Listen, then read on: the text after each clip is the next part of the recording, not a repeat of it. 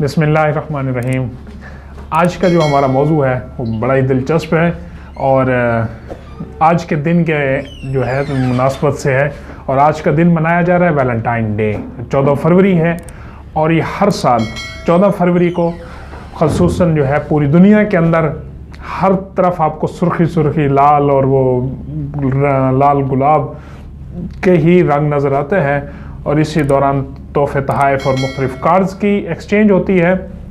मोहब्बतों का आलमी दिन कहा जाता है इसको।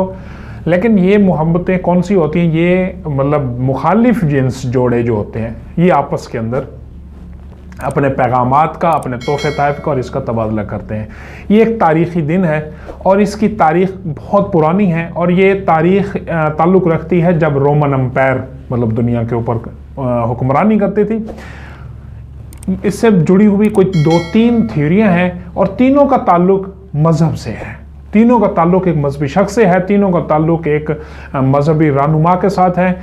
एक थ्योरी ये है कि एक नसरानी पादरी ने जिसको बादशाह ने नाफरमानी कर सज़ा दी थी और वो जेल में थे, और वहाँ जेलर की बेटी से जो छोटी सी मतलब बेटी थी उनके साथ इनको इश्क मुआशका हुआ और उसके साथ उन्होंने रंग रलियाँ मनाई इस पादरी ने। और इस दौरान उनको सज़ाए मौत हुई और जो उनका आखिरी दिन था सज़ाए मौत से मतलब उसका, तो उन्होंने अपनी उसके साथ जो उनकी महबूबा या जो भी आप लफ्ज़ मतलब कहें उनके साथ गुजारा। तो और उसके नाम उन्होंने एक पैगाम लिखा और पैगाम में उन्होंने जो लफ्ज़ इस्तेमाल किया वो उन्होंने लिखा था कि आपका वैलेंटाइन। तो ये उनका नाम भी वैलेंटाइन था पादरी का। तो इस नाम क्योंकि 14 फरवरी को उनको सज़ाए मौत हुई, फांसी दी गई, तो जो इस तर्ज के लोग थे उन्होंने उसकी मोहब्बत में ये दिन मनाना शुरू किया और आज तक। दूसरी कहानी ये है कि जो रोमन बादशाह थे कैटोस, अगर शायद उनका नाम ये था, उन्होंने जब देखा कि रोम के जो नौजवान हैं वो जंग के जाने से कतरा रहे हैं, वो जंग के माहौल में नहीं जाना चाहते। और जब उन्होंने तहकीकात की तो पता चला कि जो शादीशुदा मतलब नौजवान हैं या फैमिली वाले हैं तो वो जंग जाने से घबराते हैं। तो इस बात पर उन्हें गुस्सा आया और उन्होंने इसको बैन कर दिया, रोम के अंदर शादी को बैन कर दिया। तो उस दौरान जो उस वक्त के पादरी थे, वैलेंटोस उनका नाम था, तो उन्होंने लोगों की खुफिया शादियां करानी शुरू की और ख़ुद भी उन्होंने शादी की।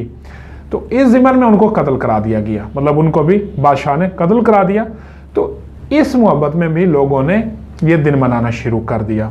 फिर एक और कहानी वो ये है कि एक चर्च के अंदर बाकायदा एक रस्म होती थी, उसमें मुख्तलिफ जो मतलब उस वक्त की लड़कियां होती थी उनके नाम लिखकर एक बर्तन में डाले जाते थे और वहाँ पर जो मर्द होते थे वो फिर उस बर्तन में से जो पर्ची निकालते, उस पर्ची में जिस लड़की का नाम आता था तो ये उस लड़की को मतलब अपने साथ ले जाता था।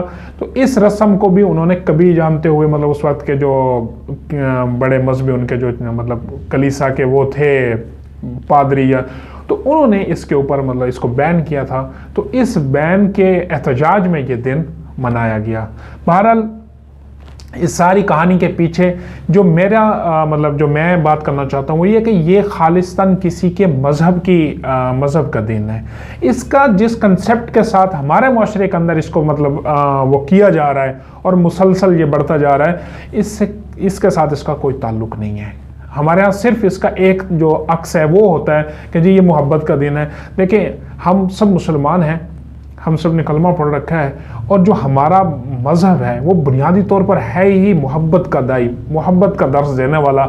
वो आपको हर चीज़ के साथ जो उसकी मतलब निस्बत के साथ है उसको मोहब्बत करना। वो आपको माँ के रूप में भी मोहब्बत का दर्ज देता है, बाप के रूप में मोहब्बत का दर्ज देता है, बेटी के रूप में, बाप शोहर के रूप में, भाई के रूप में, दोस्त के रूप में, एक माशरे के अंदर, एक पड़ोस के अंदर आप जैसे मतलब मोहब्बतें बांटने का, मोहब्बतें करने का बिल्कुल दर्ज देता है। और इस्लाम से बढ़कर कोई भी मज़हब मोहब्बत का दाई नहीं हो सकता। ये बिल्कुल मैं आपको परफेक्ट एक दावे के साथ कह रहा हूँ।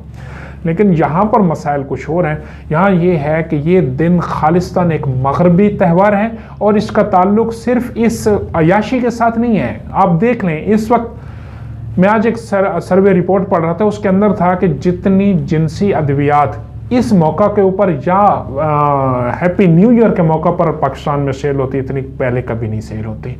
जितनी ज़्यादा फहाशी उरियानी और बेहयाई का ये तकाब इस दिन के ऊपर होता है, वो पहले नहीं होता। लोग इसको ऑफिशियली तौर पर मतलब इस तरह मनाते हैं। तो ये एक इंतहाई बेहुदा किस्म का दिन, क्योंकि इसके अंदर बग़ैर किसी हलाल रिलेशन के लोग नौजवान नस्ल जो है वो अपने एक दूसरे के साथ मिलाप को और एक दूसरे के साथ तहफ़ और इस चीज़ों की एक्सचेंज में मुलविस होती है।